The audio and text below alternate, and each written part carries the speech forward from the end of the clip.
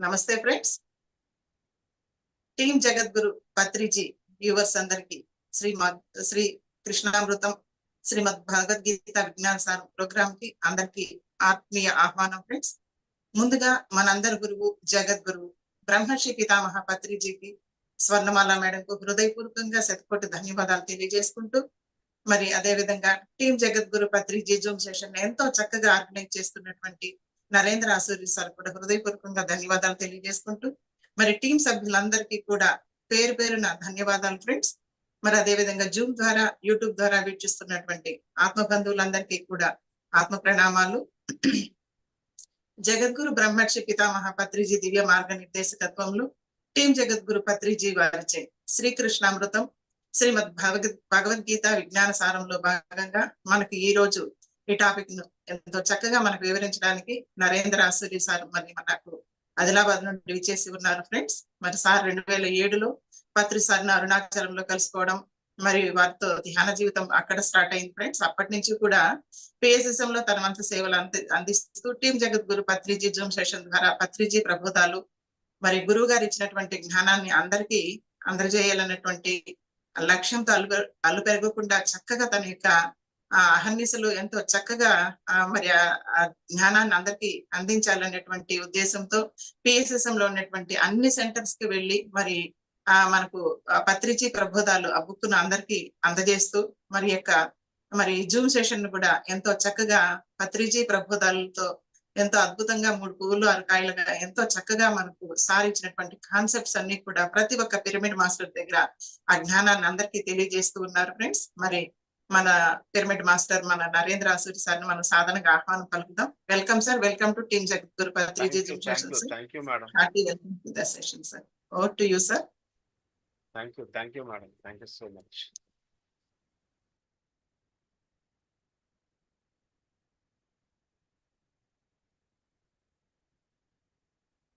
ఈ భూమి మీద ప్రతి మనిషి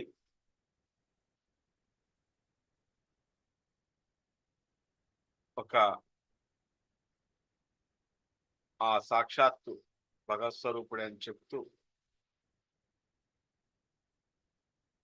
మనందరము కూడా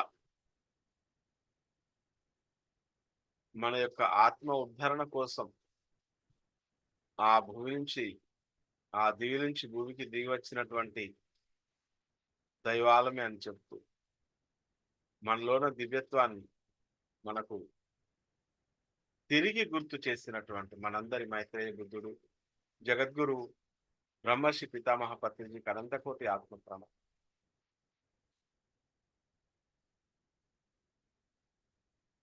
పత్రిజీ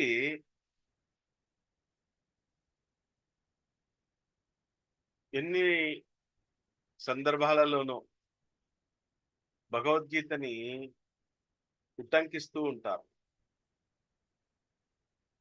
ప్రతి ఒక్కరు కూడా భగవద్గీత చదవాలి అని చెబుతూ ఉంటారు.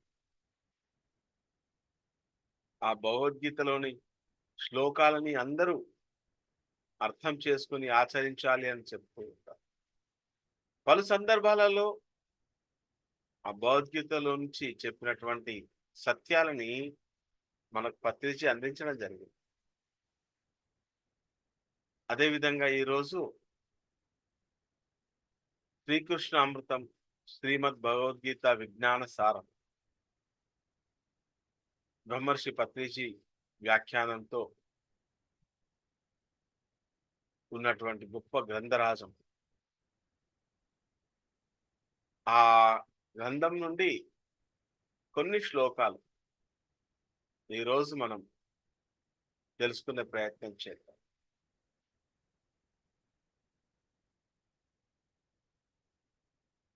ఈ భూమి పైన ప్రతి ఒక్కరు ఏదో ఒక రకమైన కర్మలు చేస్తూనే ఉంటారు. ఏదో ఒక రకమైన కర్మ. ఏ పని చేయని వాడు కూడా ఏదో ఒక రకమైన కర్మ చేస్తూ ఉంటారు. ఆలోచనల ద్వారా, మాటల ద్వారా, చేతల ద్వారా 3 రకాల కర్మలు జరుగుతూ ఉంటాయి. ప్రతి మనిషి జీవితంలో.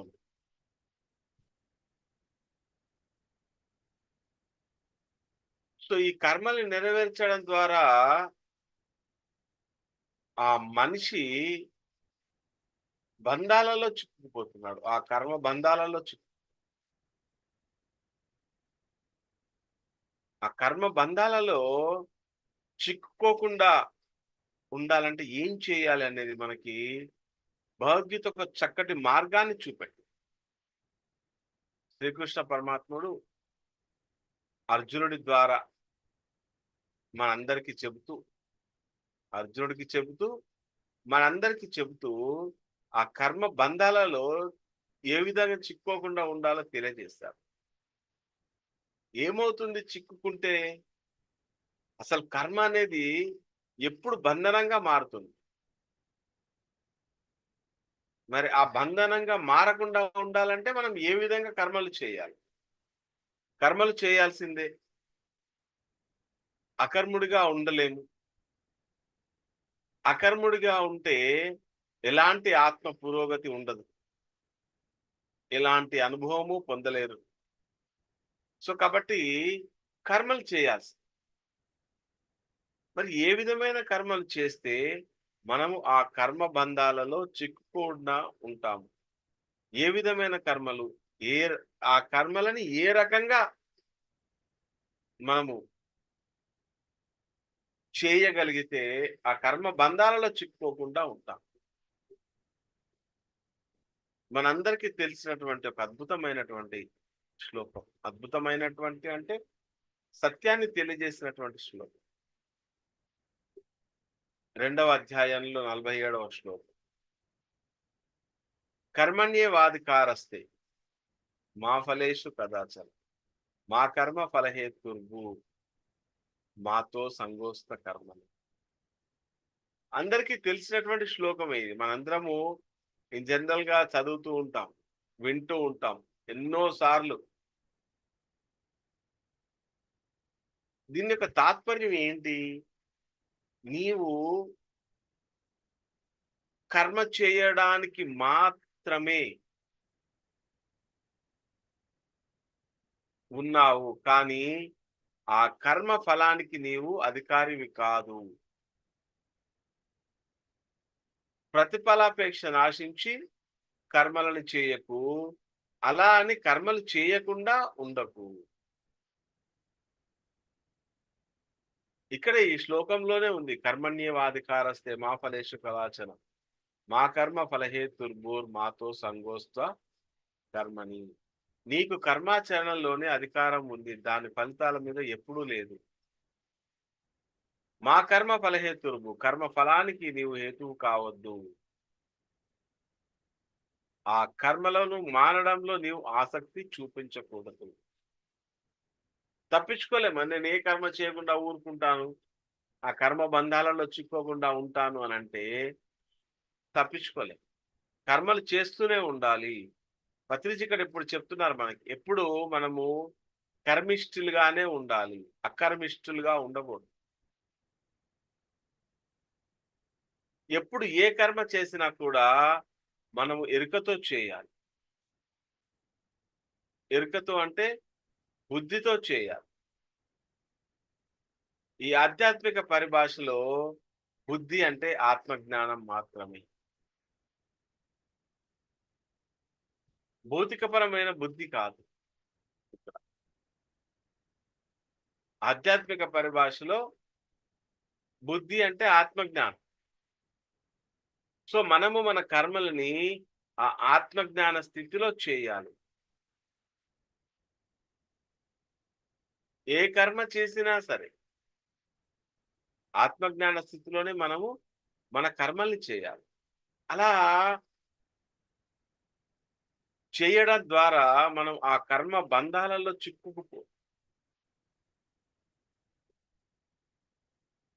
మనం ఏం చేస్తాము?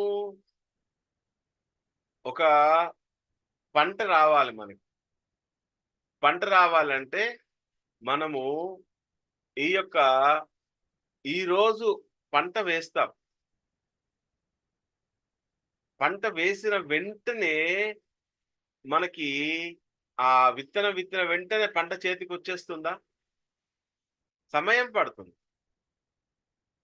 నువ్వు వర్తమానంలో ఆ పంట పట్ల ఎంత శ్రద్ధగా నువ్వు పని చేస్తూ ఉంటే, భవిష్యత్తులో అంత సరిగా ఆ పంట మన చేతికొస్తుంది.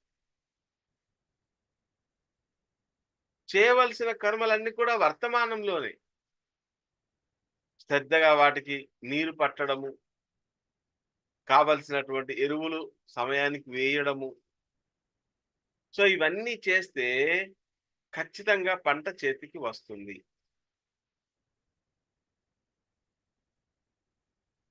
కానీ ముందే మనం ఫలితాన్ని ఆశిస్తూ కూర్చుంటే కనుక, ఈ కర్మని మనం సరిగ్గా చేయలేం. కర్మం ఆ ఫలితం పైన ఆసక్తి ఉన్నవాడికి ఆశ మొదలవుతుంది. ఆశ మొదలైనప్పుడు ఒత్తిడి మొదలవుతుంది. ఆ ఒత్తిడిలో మనము మన ఫలితాలను సరిగ్గా కర్మలను సరిగ్గా చేయలేమంటారు శ్రీకృష్ణుల వారు. ఏ విధంగానైతే మనము ఆ యొక్క విత్తనం మొలకెత్తగానే చెట్టు అలా పెరిగిపోదో వెంటనే, అలానే ఆ కర్మ ఫలాలు కూడా వెంటనే రావు. సమయం పడుతుంది. ఈరోజు మనం వర్తమానంలో అనుభవిస్తున్నటువంటి సుఖాలు కానీ, ఆనందాలు కానీ, దుఃఖాలు కానీ, అవన్నీ కూడా అంతకుముందు మనం చేసినవే.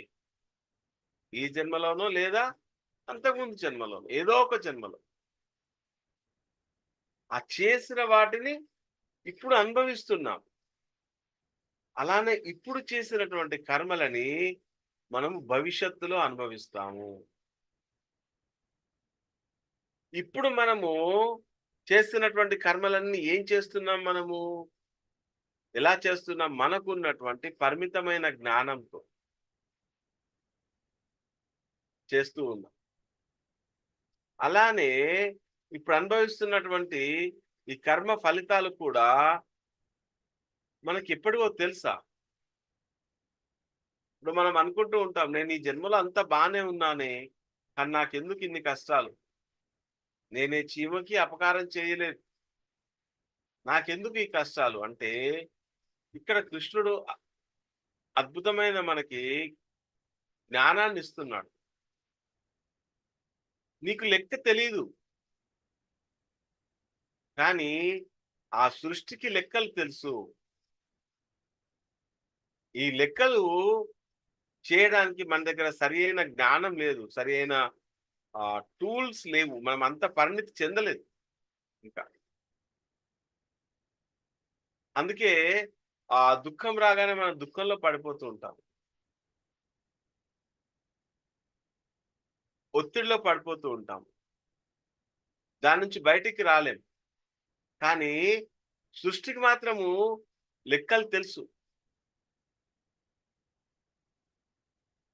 పత్రిజీ ఎప్పుడు చెప్తూ ఉంటారు, చేయవలసింది చేస్తే రావాల్సింది వస్తుంది. చేయవలసింది చేస్తే పోవలసింది పోతుంది. మరి మన కర్మలు దగ్ధం కావాలి అంటే చేయవలసింది చేయాలి. అప్పుడు పోవలసింది పోతుంది. చేయవలసింది చేయాలి. రావాల్సింది వస్తుంది. ఎప్పుడు చేయవలసింది చేయాలి? ఎప్పుడు చేయాలి చేయవలసింది? దాన్ని నిన్నటి గతించిన రోజులో చేయలేం. దాన్ని రేపు చేయలేం. ఈ రోజే చేయగలము. ఇప్పుడే ఈ క్షణంలోనే ఈ వర్తమానంలోనే చేయగలం. ఎప్పుడైతే మనం ఈ వర్తమానంలో ఏం చేయగలమో అది చేస్తామో అప్పుడు పత్రిజీ ఇక్కడ మనకు అద్భుతంగా చెప్తున్నారు. జన్మ జన్మల నుంచి మనకు రావాల్సిందంతా కూడా వచ్చే తీరుతుంది. పోవలసిందంతా పోయే తీరుతుంది. రావాల్సింది వస్తుంది, పోవలసింది పోతుంది. దాని లెక్క దానికి ఉంది. కానీ మనకు ఆ లెక్క అర్థం కావట్లేదు. ఆ లెక్క మనం సరిగా అర్థం చేసుకోవాలంటే మనము ధ్యానం చేయాలి. ధ్యానం చేస్తే ఆ లెక్కలన్నీ అర్థమవుతాయి, సరిగ్గా అర్థమవుతాయి. కానీ మన దృష్టి ఎలా ఉంది? ఆ కర్మ ఫలితాల పట్ల ఆసక్తి.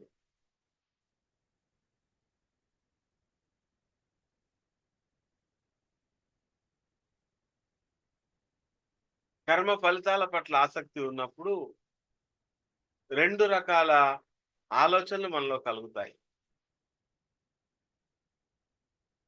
ఒకటి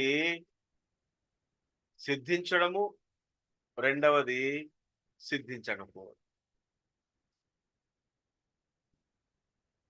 ఈ 2 కూడా మన లోపల ఒత్తిడిని కలుగజేస్తాయి. ఆ ఒత్తిడిని కలుగజేసినప్పుడు వర్తమానంలో మనం చేసే కర్మ పరిపూర్ణంగా చేయలేం.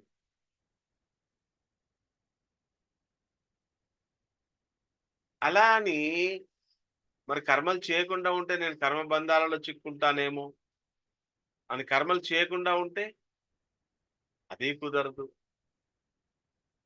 అది ఏమవుతుందప్పుడు? వర్తమానం మొత్తం వృధా అయిపోతుంది ఇంకా. కాబట్టి ఎప్పుడు కూడా అకర్ముడుగా ఉండకూడదు. వర్తమానంలో మనం ఏం చేయాలి? ఏ ధర్మాన్ని ఆచరించాలి? ఏ అధర్మాన్ని ఆచరించకూడదు తెలుసుకోవాలి. అందుకే కర్మలని పూర్తిగా ఎరుక స్థితిలో ఉండి చేయమంటున్నా. అంటే ఏది సరి అయిన కర్మ, ఏది సరికాని కర్మ, ఏది ధర్మము, ఏది అధర్మము, వీటిని తెలుసుకుని మనం ఆ కర్మల్ని ఆచరిస్తూ ఉండాలి.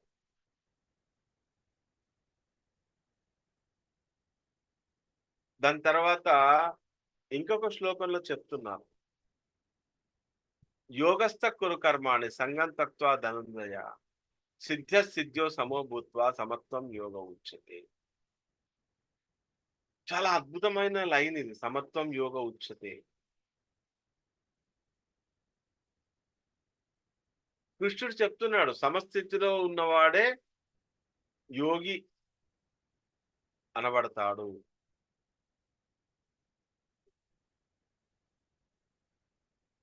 ఎక్కడ సమస్థితిలో ఉండాలి? సమస్థితి అంటే బ్యాలెన్స్డ్ స్టేట్,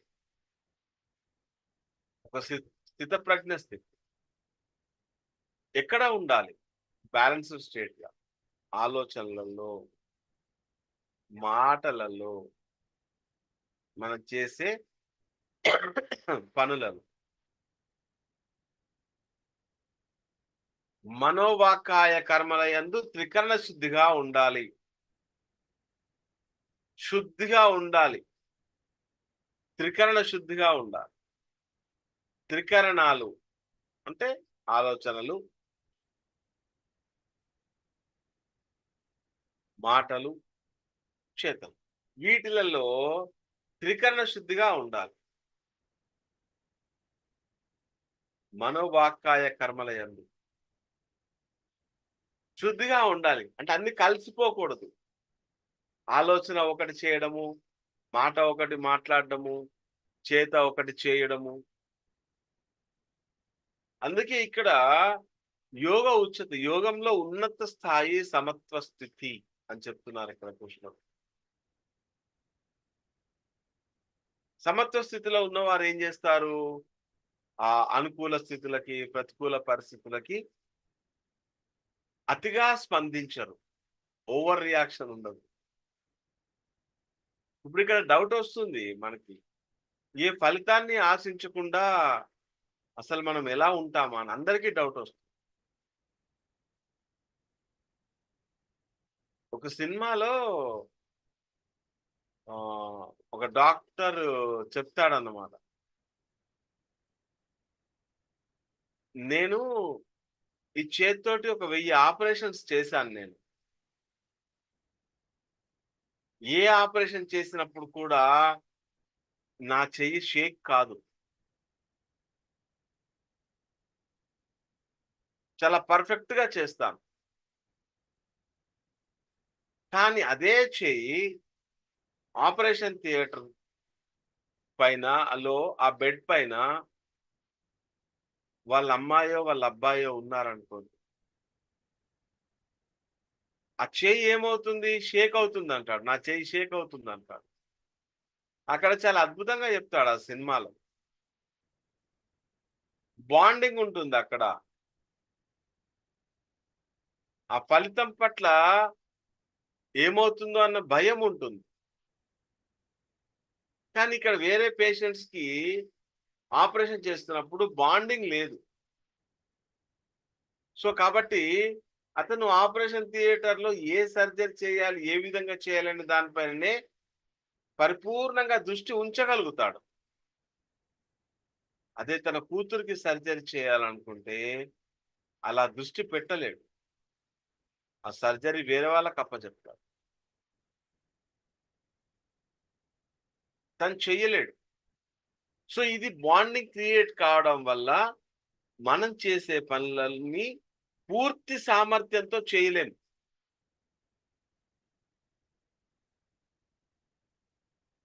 అందుకు ఏమంటున్నాడు కృష్ణుడు? అయ్యా నువ్వు కర్మల పట్ల నీ ఫలితాన్ని ఆశించడము మానుకో. మానుకోవాలంటున్నాడు ఇక్కడ. చేయవలసింది చేయవయ్యా, రావాల్సింది వస్తుంది అంటారు పత్రిజీ. కొన్ని వందల సార్లు, కొన్ని వేల సార్లు పత్రిజీ నోటి నుంచి విన్నాం ఈ మాట. మన పత్రిజీ మనకేం చెప్తున్నారు? కృష్ణుడు చెప్పిన దాన్ని తిరిగి గుర్తు చేస్తున్నారు. సమత్వం యోగ ఉచ్యతే. తిరిగి తిరిగి తిరిగి తిరిగి గుర్తు చేస్తున్నారు. అన్నింటినీ సమానంగా చూడడం. నువ్వు యోగ స్థితిలోనే ఉంటూ నీ కర్మలు చేయాలంట. అలా యోగ స్థితిలో ఉంటూనే నీ ప్రాపంచిక కర్మలు కానీ, నీ ఆధ్యాత్మిక కర్మలు ఏది చేసినా సరే యోగ స్థితిలోనే ఉండి చేయాలి. అంటే సాధన కూడా యోగ స్థితిలోనే ఉండి చేయాలి. ధ్యానం కూడా ఒక అద్భుతమైనటువంటి కర్మ. దాని ద్వారా ఫలితాల్ని ఆశించడం మానేయాలి. నో ఫలితాలు ఆశించడం, నో లాభాలు ఆశించడం.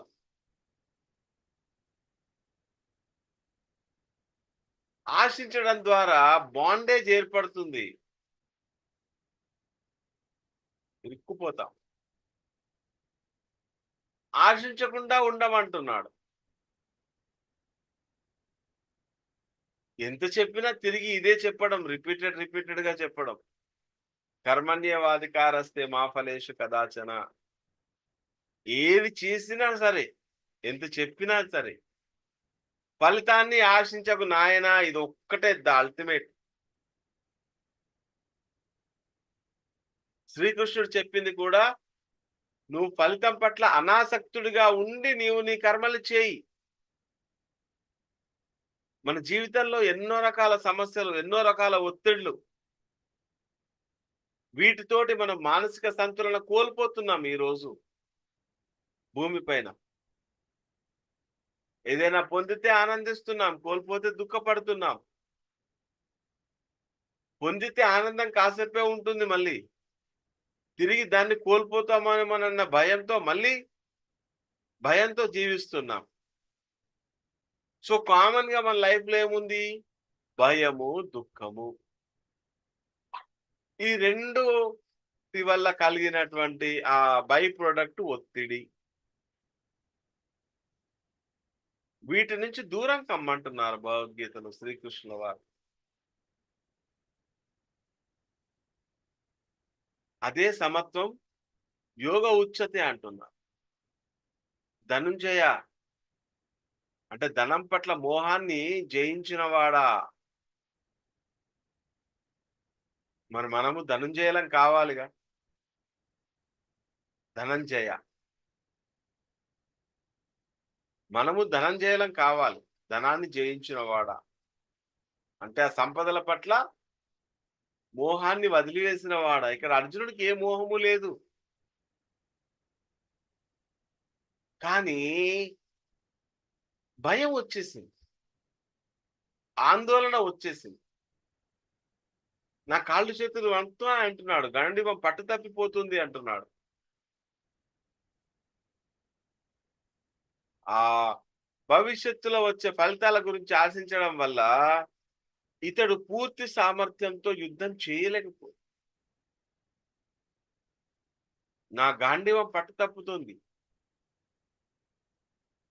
అంటున్నాడు. నేను దుఃఖంలో పడిపోతున్నాను అంటున్నాడు. ఎందుకు దుఃఖంలో పడిపోయాడు అర్జునుడు? బాండింగ్ బంధాలలో చిక్కుకుపోయి ఉన్నాడు. మనోస్థితిలో ఉన్నాడు. అక్కడ మనసు కనపడుతుంది అర్జునుడికి. మనసు స్థితిలో ఉన్నాడు, బుద్ధి స్థితిలో లేడు. బుద్ధియుక్తో జహాతిహ ఉభే సుకృత దుష్కృతే తస్మాత్ యోగాయ యుజ్యస్వ యోగా కర్మసు కౌశలం. మరొక అద్భుతమైనటువంటి శ్లోకం. బుద్ధియుక్తో జహాతిహ ఉభే సుకృత దుష్కృతే తస్మాత్ యోగాయ యుజ్యస్య యోగ కర్మసు కౌశలం. బుద్ధియుక్త అంటే సమబుద్ధి కలిగిన వాడు పుణ్య పాపాలను ఈ లోకంలోనే వదిలేస్తాడు. పుణ్యాన్ని పాపాన్ని రెండింటిని వదిలేస్తాడు. అందుకే కృష్ణుడు చెప్పాడుగా. ఏం చెప్పాడు మళ్ళీ? శుభాశుభ పరిత్యాగిక సమసిద్ధావ సిద్ధౌచ.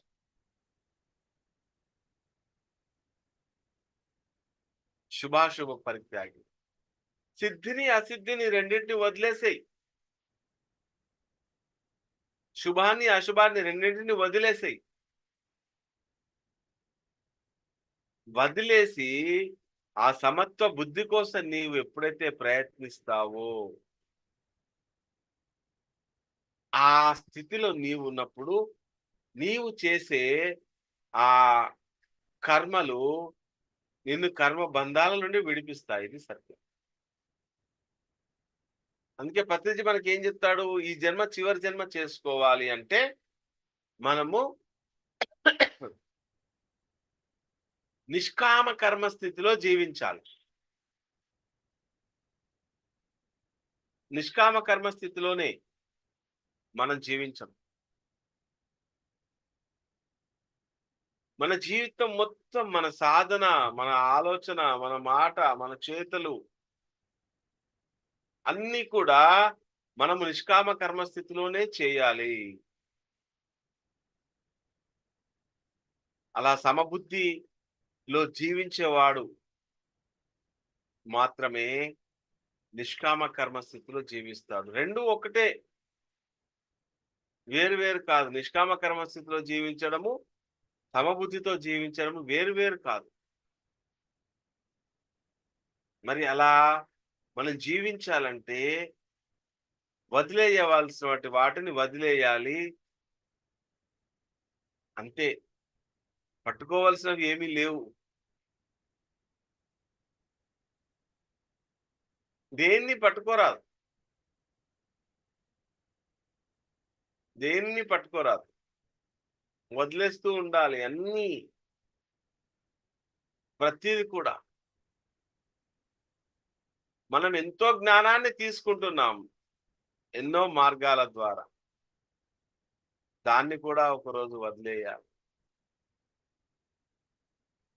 మనము తీసుకున్నటువంటి ఆ జ్ఞానం మనకి బరువుగా మారకూడదు.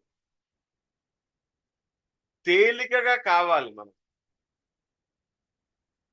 తేలికగా అయిపోతూ ఉండాలి. ఎప్పుడు బరువుగా ఉండకూడదు.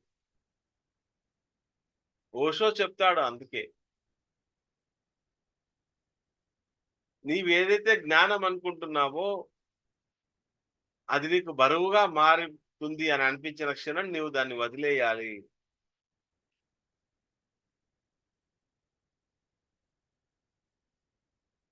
కానీ మనము కర్మలు చేస్తూనే ఉన్నాము, కర్మలు చేయకుండా ఉండలేము. కర్మలు చేస్తాము, ఆ కర్మ బంధాలలో చిక్కుకుంటాము. ఆ కర్మ బంధాల ద్వారా జన్మ పరంపరలో చిక్కుంటాం. పునరపి జననం, పునరపి మరణం. అలా విల్లవిల్లాడిపోతూ ఉంటాం వాటిలో చిక్కుకుని. పునరపి జననం, పునరపి మరణం. ఇక్కడ కృష్ణుడు ఏం చెప్తున్నాడంటే, నీవు సమస్థితిలో జీవించడం ద్వారా కర్మ బంధాల నుంచి నువ్వు విముక్తుడు అవుతావు. కర్మజం బుద్ధి యుక్తాహి ఫలం తక్త్వా మనీషినః జన్మ బంధ వినుర్ముక్త పదం గచ్చంతే నామయం. కర్మజం బుద్ధి యుక్తాహి, యుక్తమైన బుద్ధి కలిగినటువంటి మనిషి కర్మల వల్ల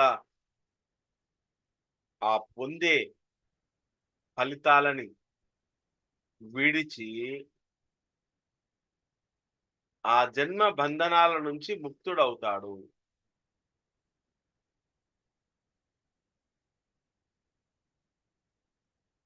జన్మ బంధ వినుర్ముక్త పదం గచ్చంతే నామయం. ఏదైతే ఉన్నత స్థితి అనుకుంటున్నాడో ఆ ఉచ్చ స్థితిని పొందుతాడు, ఆ పరమ పదాన్ని పొందుతాడు అంట. బుద్ధి ఉన్నవాడు,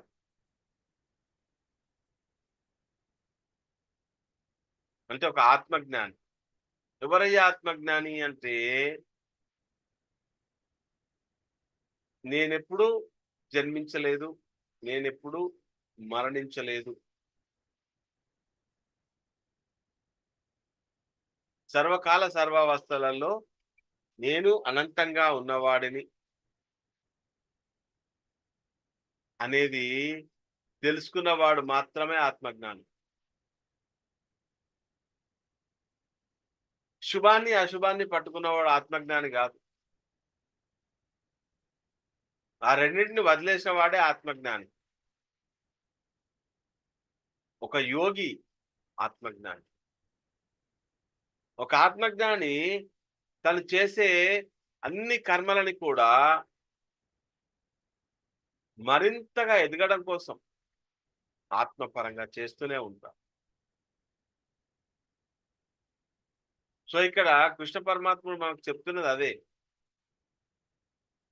అయ్యా, నీవు నీ ధర్మాన్ని ఆచరించు, సమత్వ స్థితిలో ఆచరించు, ఏది ఆశించకుండా ఆచరించు. ఆశించావా, ఆశించింది వస్తుందేమో, కానీ అది మరొక బంధాన్ని సృష్టిస్తుంది. కర్మ బంధ వినుర్ముక్త, ఆ కర్మ బంధాల నుంచి నువ్వు ముక్తుడివి కావాలి. కర్మ బంధాల నుంచి నీవు ముక్తుడి కావాలంటే కర్మజం బుద్ధియుక్తాహి, నీవు కర్మల్ని బుద్ధితో కూడి ఆచరించు. బుద్ధి అంటే ఇక్కడ మళ్ళీ ఆత్మజ్ఞానమే. బుద్ధి ఈజ్ ఈక్వల్ టు ఆత్మజ్ఞానం. బుద్ధితో జీవించాలంటే దాని అర్థం అది. ఆత్మజ్ఞానంతో జీవించాలి. ఆత్మజ్ఞానంతో నీవు నీ కర్మల్ని చేస్తూ ఉండాలి.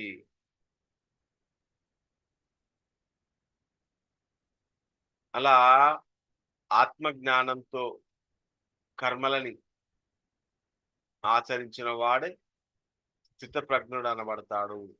ఆ స్థితప్రజ్ఞుడికి కర్మ బంధాలు అంటుకోవు. ఈ జన్మనే చివరి జన్మ చేసుకుంటాడు. ఏ జన్మలోనైతే ఈ విధంగా జీవిస్తారో అది వారికి చివరి జన్మ అవుతుంది. So thank you friends. Team Jagadguru వారందరికీ ధన్యవాదాలు. Thank you so much. శ్రీకృష్ణుడు చెప్పింది మనం తెలుసుకోవాలి, తెలుసుకొని ఆచరించడానికి ప్రయత్నం చేద్దాం. ఆచరిద్దాం, ప్రయత్నం అయితే మొదలు పెడదాం, విత్తనాన్ని అయితే విత్తుదాం. పిచ్చి మొక్కలు ఎక్కడైనా పెరుగుతాయి, మీరు చూడండి. వాటికి ఏ రకమైన నేల అవసరం లేదు, అవి అలా పెరుగుతూనే ఉంటాయి. ఆకలా దేనికి పనికిరావు. కానీ సరి అయిన వ్యవసాయం తెలిసిన వాడు ఏం చేస్తారంటే పిచ్చి మొక్కల్ని నిర్మూలిస్తాడు.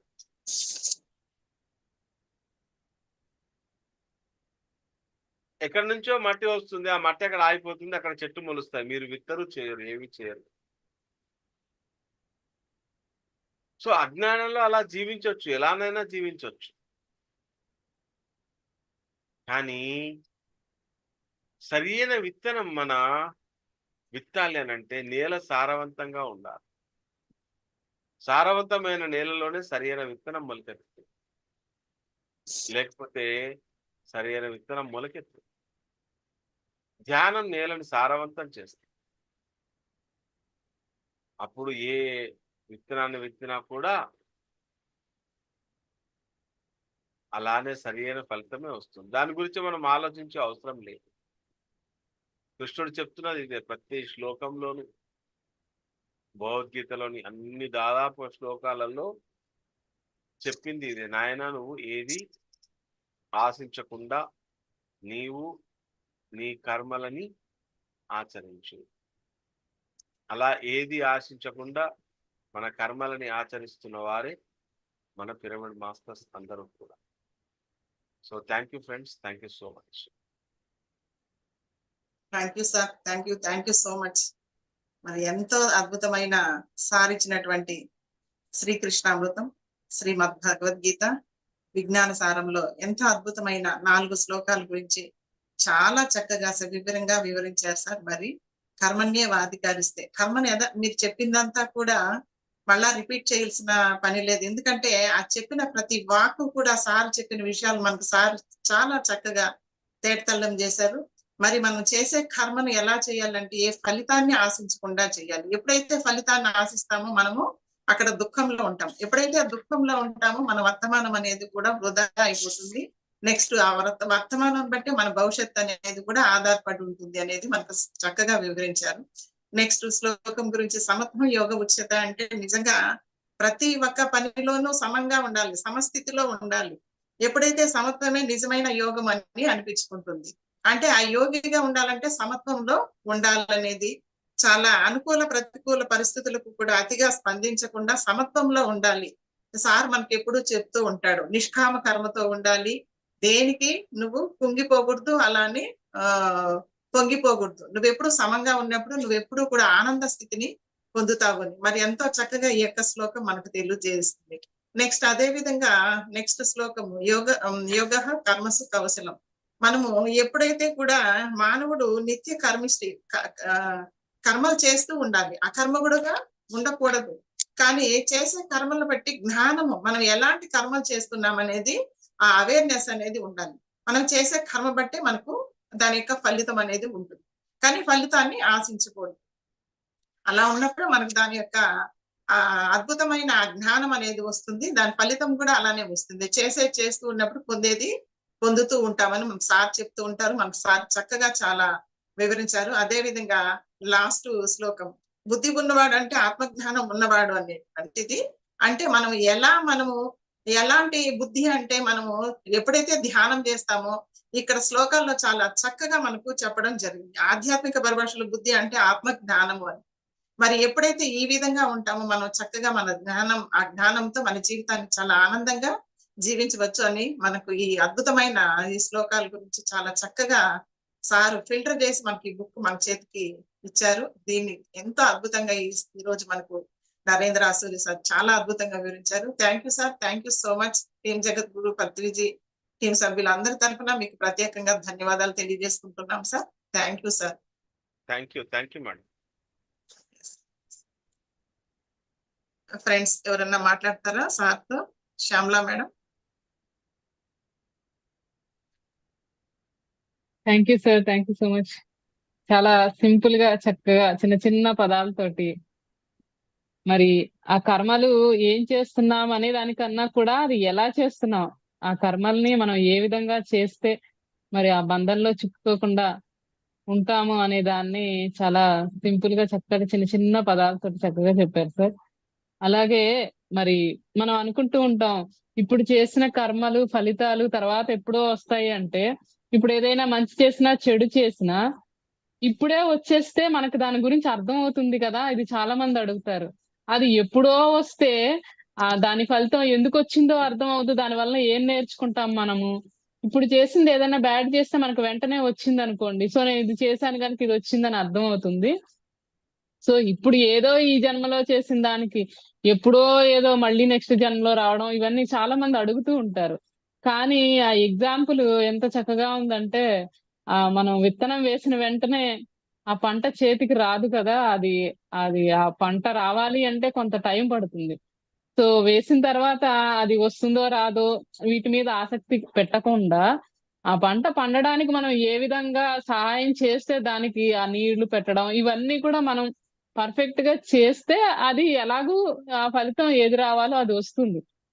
సో అది ఆ ఎగ్జాంపుల్ మనకి చక్కగా చక్కగా అర్థమవుతుంది సార్. ఇది మనకి చాలా సార్లు డౌట్ వస్తుంది, కర్మ ఎప్పుడో అనేది చేసింది. 2 minutes మ్యాగీ కాదు మేడం. 2 ఇన్స్టెంట్ minutes లో తయారు కావడానికి కర్మ అనేది 2 minutes మ్యాగీ కాదు. So instant coffee instant instant coffee కాదు. ఇన్స్టెంట్ కాదు. టైం పడుతుంది, దేనికైనా ఇది టైం ఇన్స్టంట్ పడుతుంది. గా ఉండదు. అలా ఇన్స్టంట్ గా ఉన్నాయి, కొన్ని ఉంటాయి. ఇప్పుడు నేను అవేర్నెస్ లేకుండా నడుస్తూ ఉంటాను ఇంట్లోనే, ఆ దర్వాజా తట్టుకొని పడిపోతాను, కాలు గడప తట్టుకొని పడిపోతాను, ఆ దెబ్బ తాకుతుంది, ముత్పని రాలుతాయి. సో దీనికి ఎక్కడూ ఏదో ఉండదు రీజన్. ఆ చూసుకోండి. క్షణంలో మనం అవేర్నెస్ కోల్పోయాం. ఆ క్షణంలో మనం అవేర్నెస్ కోల్పోయాము. ఆ అవేర్నెస్ కోల్పోవడం వల్ల వచ్చినట్టు ఫలితం అది ఇమ్మీడియట్ గా. సో కొన్ని అలా ఉంటాయి, కొన్ని ఇలా ఉంటాయి. ఇప్పుడు ఆనందంగా ఉంటేనేమో నేను చేశాను అనుకుంటారు. లేదా నా పిల్లల యొక్క భాగ్యం అనుకుంటారు. కానీ దుఃఖం వస్తే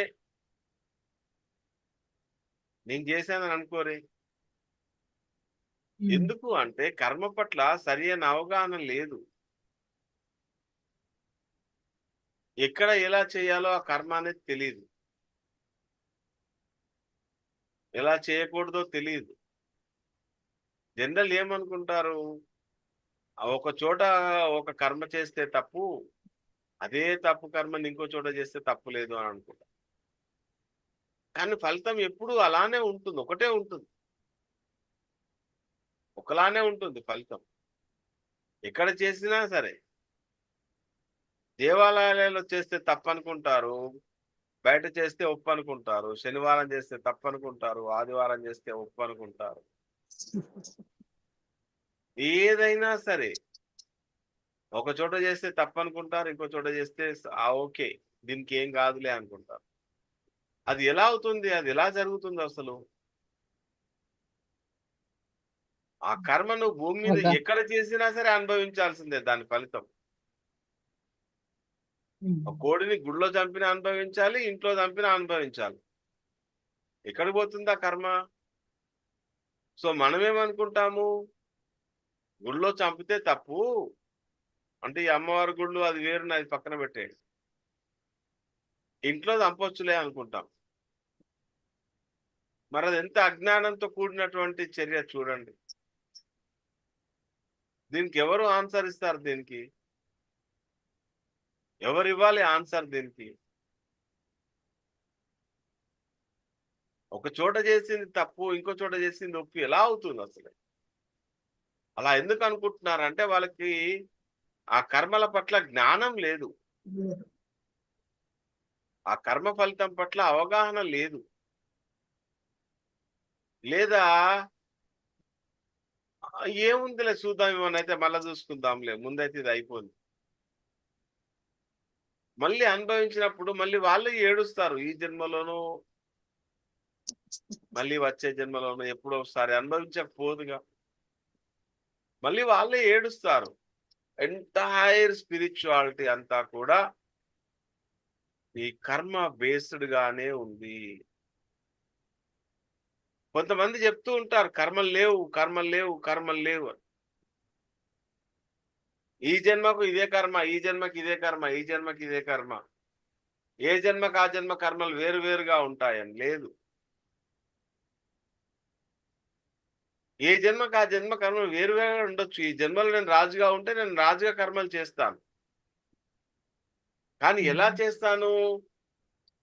అంతకుముందు జన్మలలో నేను సంపాదించినటువంటి జ్ఞానం బేస్డ్ గానే చేస్తాను ఇక్కడ కూడా.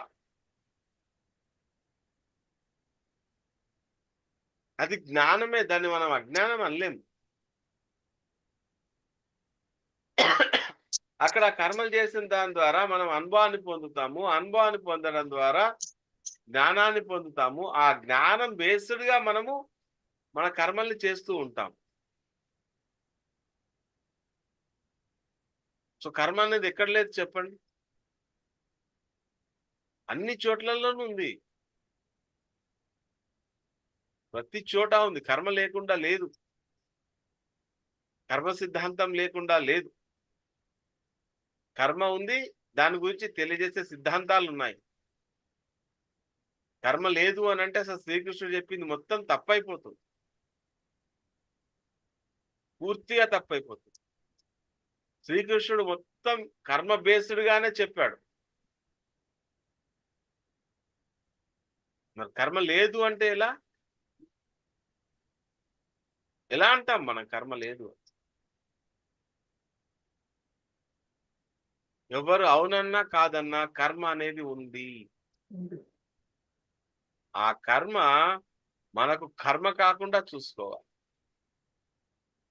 చూసుకోవాలంటే ఆ కర్మని నిష్కామ కర్మ స్థితిలో చేయాలి.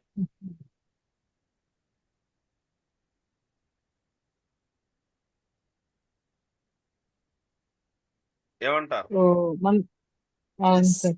అయితే ఇప్పుడు పుణ్యము మనం సుఖాలు అనుభవిస్తుంటే అంటే పుణ్యము ఆ అకౌంట్ లో అది తగ్గుతోంది. అలాగే దుఃఖాలు ఎక్కువ అనుభవిస్తుంటే మరి మనకు అవగాహన పెరుగుతోంది. అలాగే మరి ఆ చేసిన కర్మలు ఏమన్నా పాపకర్మలు ఏమన్నా ఉంటే ఆ అకౌంట్ లో అది తగ్గిపోతోంది గనక అలా అనుకోవచ్చా సార్? అది అకౌంట్ తగ్గుతాయి కదా. Count down. ఇప్పుడు నువ్వు ఆ కర్మల బ్యాలెన్స్ ని, ఒక కర్మ అనుభవిస్తున్నావు నువ్వు, దాంతో దుఃఖపడుతున్నావు అంటే ఆ కర్మ తగ్గుతుంది, ఆ కర్మ తగ్గిపోతుంది, ఆ కర్మ అనేది అవుతుంది, నీళ్ళు అవుతుంది. కానీ అలాంటి సంచులు ఎన్ని ఉన్నాయో కదా, తగ్గుతా ఉందో అంత ఎక్కుతా సంచులు ఉందో ఉన్నాయి మనకి అక్కడ. తెలియదు. మనం ఏది తగదు చిన్నగా పాపం. షాపింగ్కి వెళ్ళినప్పుడు తీసుకెళ్ళేంత చిన్న బ్యాగ్ తోటి రాలేదు. Extra bag. మీరు షాపింగ్కి వెళ్ళినప్పుడు చిన్న బ్యాగ్ తీసుకెళ్తారు కదా, ఓ పెద్ద సూట్ కేసు తీసుకెళ్లరుగా. ఆ బ్యాగ్ ఆ చిన్న హ్యాండ్ బ్యాగ్ తోటి రాలేదు మనం, పెద్ద పెద్ద లగేజీలతోటి వచ్చినాం. మళ్ళీ ఆ లగేజీల గేజీలు కూడా చాలా మందంగా ఉంటాయి. మరి ఆ మందంగా ఉన్నటువంటి ఆ గేజీలు కరిగిపోవాలంటే ఎలా? తెగదు పాపము తీరదు అర్థం పుణ్యం. ఆ తెగదు పోనీ పాపము ఒక తీరదు కర్మ పుణ్యం. తీరిపోయింది, దుఃఖం తీరిపోయింది, ఒక కర్మ తీరిపోయింది. ఎందుకు తీరిపోయింది?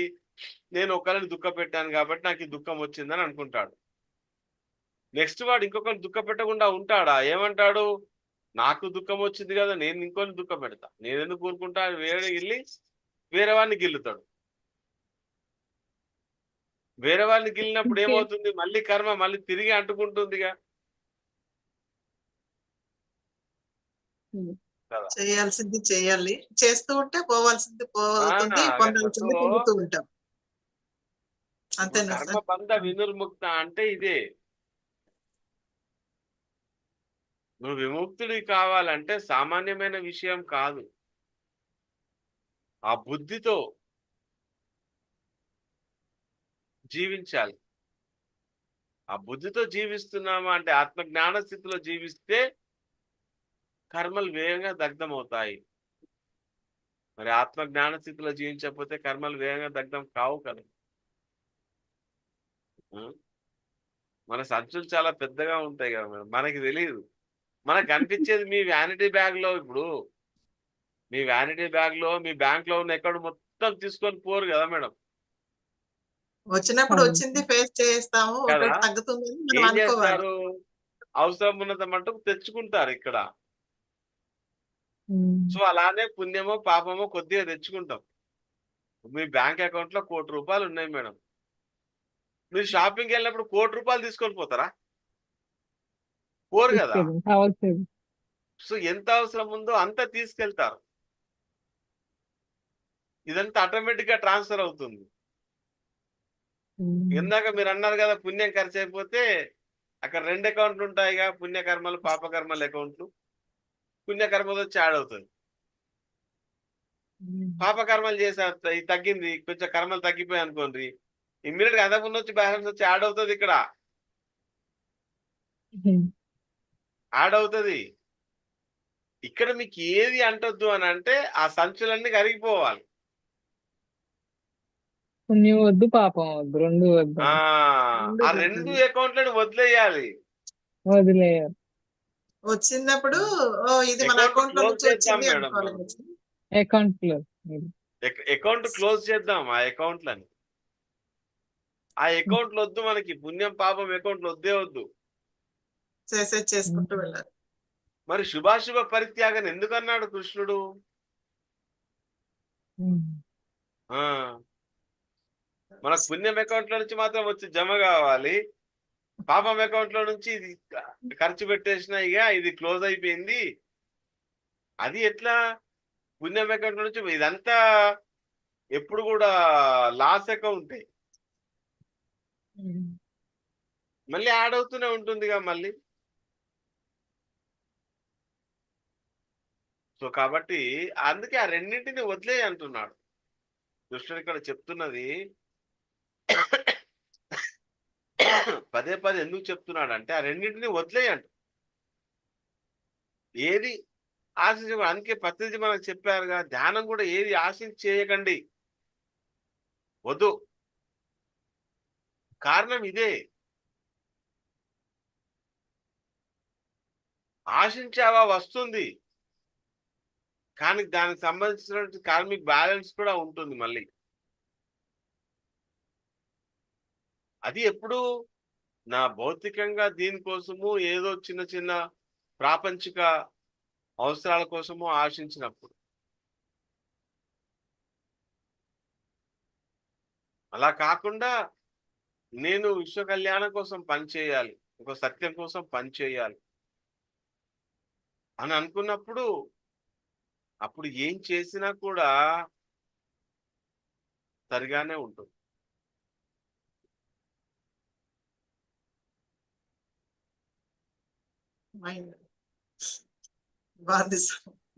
ఏమంటారు శ్యామలా మేడం గారు, అఖిల మేడం గారు? అవును sir. Blank sir, mind blank. అంటే బ్లాంక్ చేయాలి కదా సార్, పాప పుణ్యాలు రెండింటిని బ్లాంక్ చేయాలి గనక బ్లాంక్ అయింది, జీరో చేయాలి నీళ్ళు, రెండింటిని వదిలేయాలి. మనకి ఇక్కడ మీ హ్యాండ్ బ్యాగ్ లో ఉన్న డబ్బులే కనబడుతున్నాయి, కానీ అక్కడ ఇంకెన్ని ఉన్నాయో కదా మేడం మూటలు. మరి అదే కదా ఇప్పుడు జన్మ జన్మ పరంపరల నుంచి మనం తెచ్చుకున్నటువంటి ఆ కర్మలు పోవాలి, దగ్ధం కావాలంటే జ్ఞానం కావాలి. ఏ జ్ఞానం? ఆత్మజ్ఞానం కావాలి. ఆత్మజ్ఞానంతో నువ్వు ఈ కర్మల్ని ఆచరిస్తున్నప్పుడే నీవన్నీ కూడా మెల్లిమెల్లిగా మెల్లిమెల్లిగా మెల్లిమెల్లిగా డైల్యూట్ అయిపోతూ ఉంటాయి.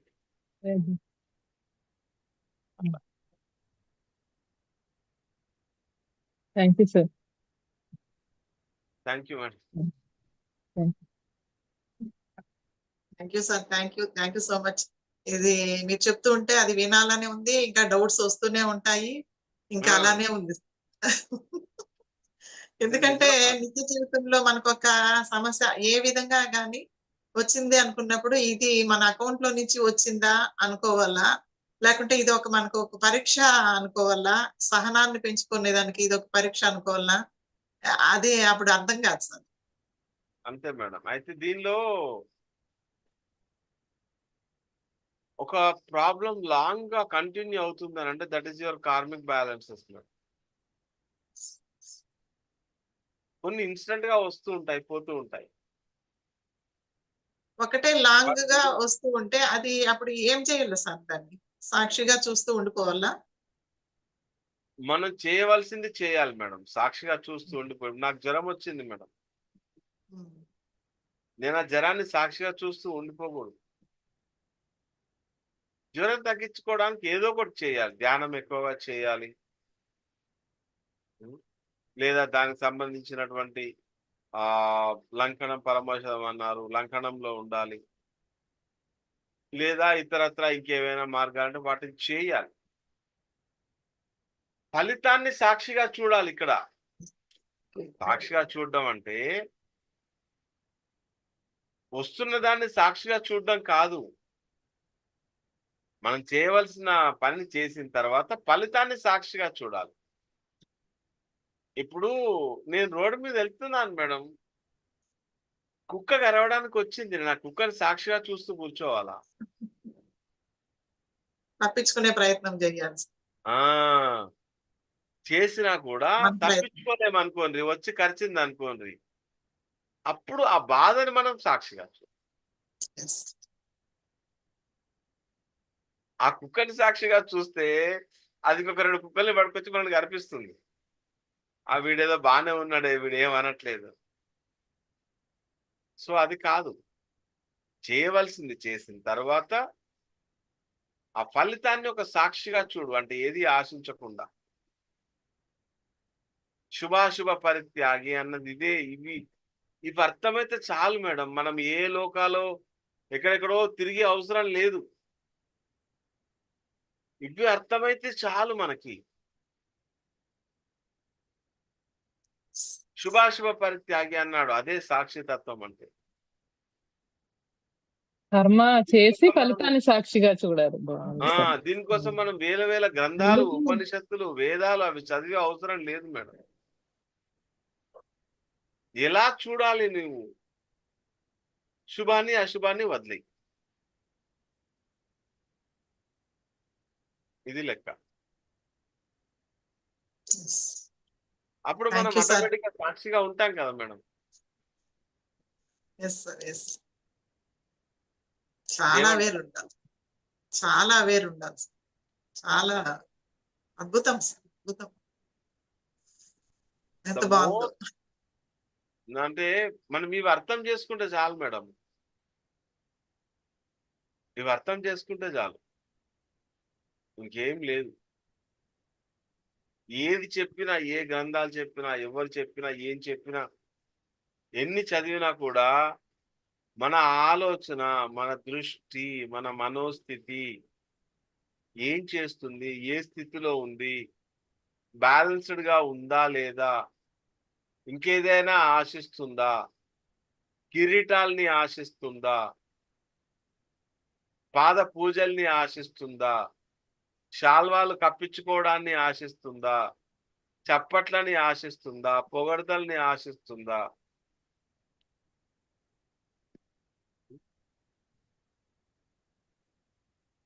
తిడితే దుఃఖిస్తుందా, కష్టం వస్తే బాధిస్తుందా?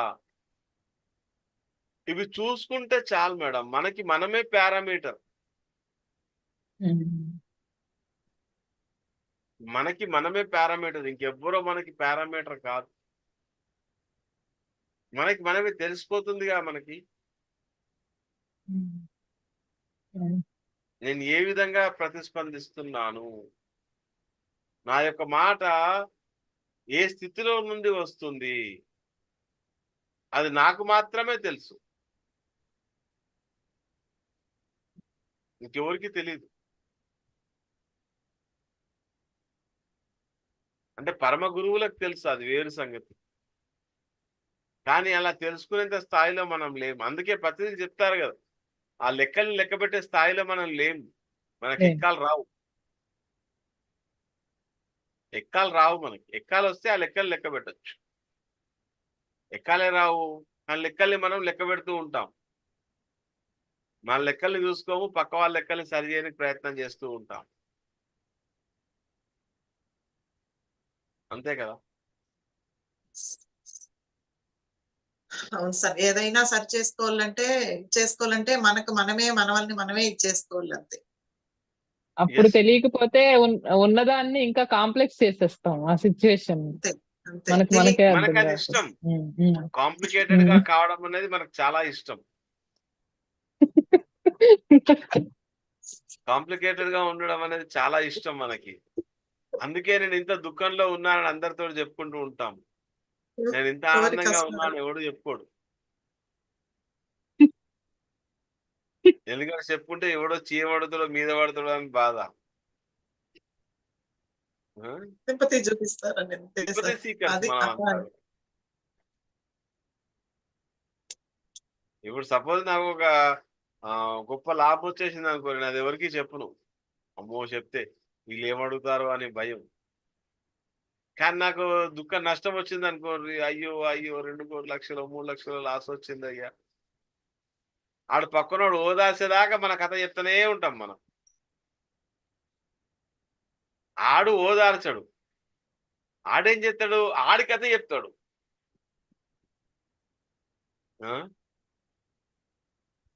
అప్పుడు ఇద్దరి మధ్యలో పోటీ స్టార్ట్ అవుతుంది. ఎవరికి ఎన్ని కష్టాలు ఉన్నాయి, గొప్ప కష్టాలు ఉన్నాయి, ఎవరికి ఎంతో గొప్ప దుఃఖం ఉంది.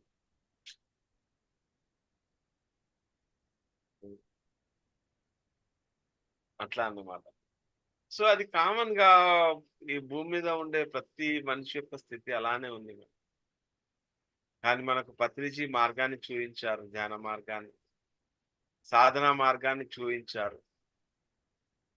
బియాండ్ వాటిగా వెళ్తున్నాం.